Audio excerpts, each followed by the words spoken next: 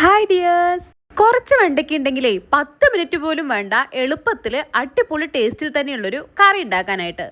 ഇങ്ങനൊരു കറി ഉണ്ടാക്കുന്ന ദിവസങ്ങളിൽ നമുക്ക് കൂട്ടത്തിൽ കഴിക്കാനായിട്ട് ഉപ്പേരിയോ അച്ചാറോ ഒന്നും ആവശ്യമില്ല. ഈ ഒരു കറി മാത്രം മതി ചോറ് കാലിയാവാനായിട്ട്.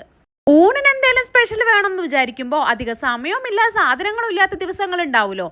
അങ്ങനെയുള്ള ദിവസങ്ങളിൽ ഉണ്ടാക്കിയെടുക്കാൻ പറ്റിയ ഒരു സ്പെഷ്യൽ വെണ്ടയ്ക്ക കറി. നമ്മളിന്ന് എടുത്തിരിക്കുന്നത് 6-7 വെണ്ടയ്ക്കയാണ്. അപ്പൊ ഈ ഒരു വെണ്ടയ്ക്കയുടെ അളവിനനുസരിച്ചിട്ടാണ് വേറെ സാധനങ്ങളെല്ലാം ചേർത്തണത്. ഈ ഒരു അളവിൽ വെണ്ടയ്ക്ക എടുത്തുണ്ടാക്കുന്ന കറി ഉണ്ടല്ലോ, അതിന്റെ അളവ് നമുക്ക് 3-4 പേർക്ക് ഒരു നേരത്തെ ഊണിനുള്ളത് ഉണ്ടാവുകയെ. വെണ്ടയ്ക്ക് നല്ല രീതിക്കൊന്ന് കഴുകി വൃത്തിയാക്കി എടുത്തിട്ട് ദാ ഇപ്പം ഈ കാണുന്ന രീതിക്കൊന്ന് മുറിച്ചെടുക്കുന്നുണ്ടേ. നമ്മൾ ഈ കറി ഉണ്ടാക്കുന്നത് ഒരുപാട് ലൂസ് അല്ലാതെ കുറച്ച് തിക്ക് ഗ്രേവിയായി കുറുകി വരുന്ന ഒരു ടൈപ്പിലാണ്. അപ്പം അങ്ങനെയുള്ളൊരു കറിക്ക് വെണ്ടയ്ക്ക് ഈ ഒരു പരുവത്തിൽ ഒരുപാട് വലുതും ചെറുതും അല്ലാത്തൊരു രീതിക്ക് മുറിച്ചെടുക്കുന്നത് തന്നെയാണല്ലോ നല്ലത്. കറി ഉണ്ടാക്കാനായിട്ട് ഒരു പാത്രത്തിലേക്ക് വെളിച്ചെണ്ണ ഒഴിച്ച് ചൂടായി വന്നപ്പോൾ അതിലേക്ക് ആദ്യം ഇട്ട് കൊടുക്കുന്നത് കടുകാണേ. കടുക് പൊട്ടി വന്നപ്പോൾ ഉലുവയൊന്ന് ചൂടായി വന്നപ്പോൾ ഓരോന്നുള്ളു വീതം വലിയ ജീരകവും ചെറിയ ജീരകവും കൂടെ ചേർത്തിട്ട് അതിലേക്ക് നമ്മൾ മുറിച്ചെടുത്ത് വെച്ചിരിക്കുന്ന വെണ്ടയ്ക്ക ഉണ്ടല്ലോ അതുകൂടെ ചേർത്തിട്ട് ലോ ഫ്ലെയിമിൽ ഇട്ടിട്ട് കുറച്ച് സമയം ഒന്ന് ഇളക്കി കൊടുക്കാം. അതായത് നമ്മൾ ഈ എണ്ണയിലിട്ട് വെണ്ടയ്ക്കയുടെ വഴുവഴുപ്പൊക്കെ പോകുന്നത് വരെയും ഇങ്ങനെ വഴറ്റിയെടുക്കാറുണ്ടല്ലോ. ഈ കറി ഉണ്ടാക്കുന്ന സമയത്ത് നമ്മൾ അതുപോലൊന്നും ചെയ്യാറില്ല. ജസ്റ്റ് ആ എണ്ണയിലിട്ട് 2-3 മിനിറ്റ് ലോ ഫ്ലെയിമിലിട്ടൊന്ന് ഇളക്കിയെടുക്കുമ്പോഴത്തേനും വെണ്ടയ്ക്കൊന്ന് ചുരുങ്ങി വരുമല്ലോ.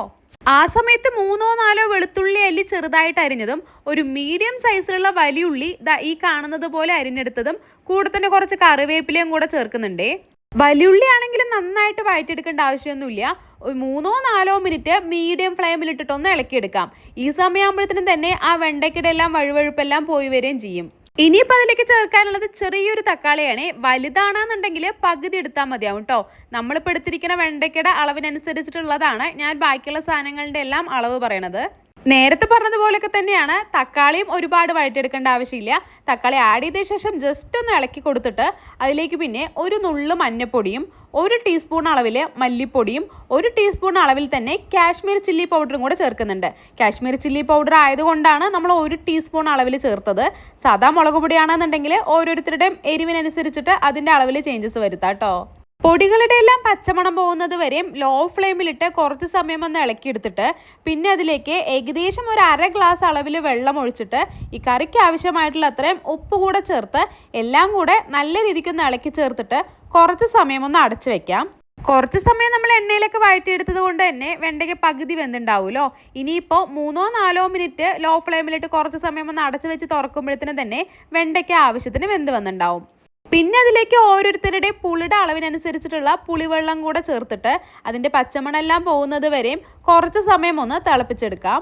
പുളി ഒരുപാട് മുന്നിൽ നിൽക്കുന്നത് പോലെ നമ്മൾ ഇതിനകത്ത് ചേർത്താറില്ല കേട്ടോ. വളരെ കുറച്ച് മാത്രമാണ് പുളിവെള്ളം ചേർത്താറുള്ളത്. അത് ഏകദേശം ഒന്ന് തിളച്ച് വരുമ്പോൾ പിന്നെ അതിലേക്ക് അരപ്പ് കൂടെ ചേർത്താം. അരപ്പിനായിട്ട് നമ്മൾ ഏകദേശം 1 പിടി അളവിലാണ് തേങ്ങ എടുത്തിരുന്നത്. പിന്നെ അതിലേക്ക് വലിയുള്ളി തന്നെയാണ് നമ്മൾ നേരത്തെ ഒരു മീഡിയം സൈസിലുള്ള വലിയുള്ളി അരിഞ്ഞത് ആഡ് ചെയ്തിരുന്നല്ലോ. അതിലത്തെ കുറച്ച് ഭാഗം എടുത്തിട്ട് അതുകൂടെ ചേർത്താണ് അരച്ചെടുത്തത്. ഈ വലിയുള്ളിയുടെ പകരം ചെറിയുള്ളി ആണെന്നുണ്ടെങ്കിലും ചേർത്താം. പക്ഷേങ്കിൽ ഈ കറിക്ക് വലിയുള്ളി അരയ്ക്കുന്നത് തന്നെയാണ് ഒന്നുകൂടെ ടേസ്റ്റ് കൂടുതലായിട്ട് തോന്നിയിരിക്കുന്നത്. അരപ്പൂടെ ചേർത്ത് ലോ ഫ്ലെയിമിലിട്ട് കുറച്ച് സമയം ഇളക്കി കൊടുത്തോണ്ട് തന്നെ ഒന്ന് തിളപ്പിച്ചെടുക്കാം. 2 മിനിറ്റിന് ശേഷം ഗ്യാസ് ഓഫ് ചെയ്ത് അതിൻ്റെ മുകളിലേക്ക് കുറച്ച് പച്ച വെളിച്ചെണ്ണയും കറിവേപ്പിലയും കൂടി ഇട്ട് കൊടുത്താൽ വെണ്ടയ്ക്ക കറി റെഡി. അപ്പോൾ നമ്മളുടെ ഇന്നത്തെ വീഡിയോ ഇഷ്ടപ്പെട്ടാൽ ലൈക്ക് ചെയ്യാനും കൂടെ തന്നെ നിങ്ങളുടെ അഭിപ്രായങ്ങളെ കമൻറ്റ് ചെയ്യാനും മറക്കല്ലേ. വീണ്ടും മറ്റൊരു വീഡിയോയിൽ കാണും വരേക്കും ബൈ.